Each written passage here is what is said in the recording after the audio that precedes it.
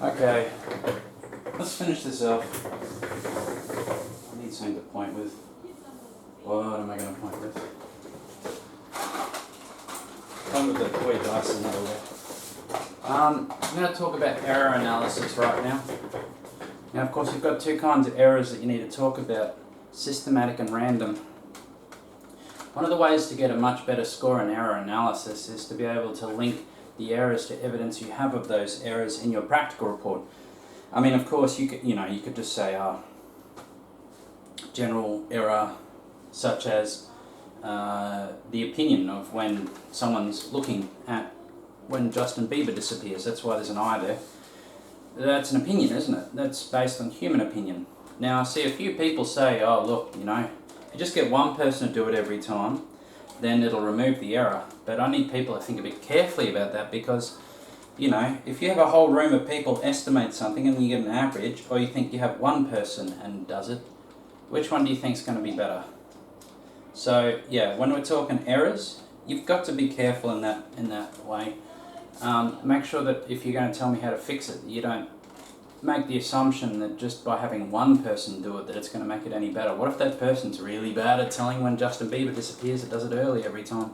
Anyway, when I talk about being able to link your errors to your results, part of the way you can do that is, for example, when you look at your graphs, so if you've got scatter of the dots around the straight line or the curvy line, that might indicate random error. And you can say, well, seeing here as I've linked these errors with the results and with the results analysis through this green dotted arrow, you can say, as can be seen in graph and in graph 1.0 and 2.0, the dots aren't exactly on this or that line, and that's an evidence of random error. There's no requirement to tell me how you're going to fix it. That is no longer a part of the SACE curriculum. You can just say what the error is and how there's evidence of it. So scatter and the fact that someone's guessing when Justin Bieber disappears could lead to that scatter, for example. There's other factors too. Remember that it's not just rate of reaction affected by concentration. There's also temperature, pressure, etc. Those would have an effect, and you've had no control over them. So perhaps maybe that contributes. There's not just when the person has their eye, there's also the associated error of when you start and stop the stopwatch. There's a human involved there, so there's also human error that you can address. That's also random. They're random because they're not the same every time. See, a random error is something that shows up as scatter on the graph. It's different every time, and the only way to deal with it is to do more trials to get a better average. Of course, as I was saying, there's no requirement to state how you'd fix it for next time. Suffice to say that if we had more time and we'd done more trials, then you probably would have got better results for the amount of time it took for the reaction to finish, and therefore, certainly could address that factor.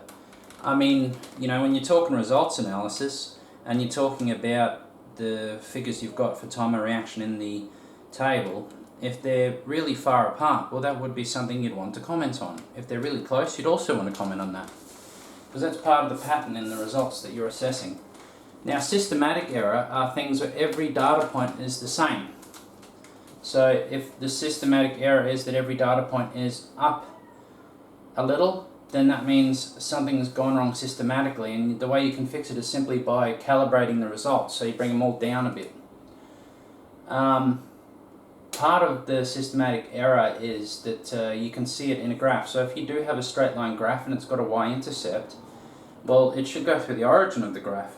If it's got a y-intercept, that kind of indicates a systematic error, because it should go through the origin of the graph, because if you've got no concentration of sodium thiosulfate, then it should take, no time for it to finish, or in this case, infinite time, really. So a y-intercept would indicate to me systematic error. It should go through the origin of the graph. So when you're doing your errors, you can just do them generically, or you can do them by linking them to the data and saying as can be seen in, which is worth more points. And big thing is, you don't just mess it all up in a big higgledy-piggledy. You don't just state all the errors outright and then state how they affected the results underneath. You you've got to be careful to make sure that you attempt each error individually. Now some people like to write the errors out in paragraphs, that's fine. My preference is a table. Column 1 is the type of error, systematic or random. Column 2 is the name of the error, like, I don't know, human observation of when Justin Bieber disappears. And then column 3 is how it affected the results and what evidence you have for it. And those are the 3 columns. That forces you to keep each amount of information regarding the error in the same row, and it's much easier for me to go through and see that logical process you've gone through of analysing the error and its impact on results. And that's all you got to do. Analyse the error, so you know, what is it, how can it be seen, and what is its impact on results. Nothing else. You don't need to tell me how to fix it. That's actually wasted words. Used to be very important, but it was dropped from the curriculum a couple of years ago. So don't waste words on something you don't need to do. And that is how to do the prac report mind map. I hope you found that useful.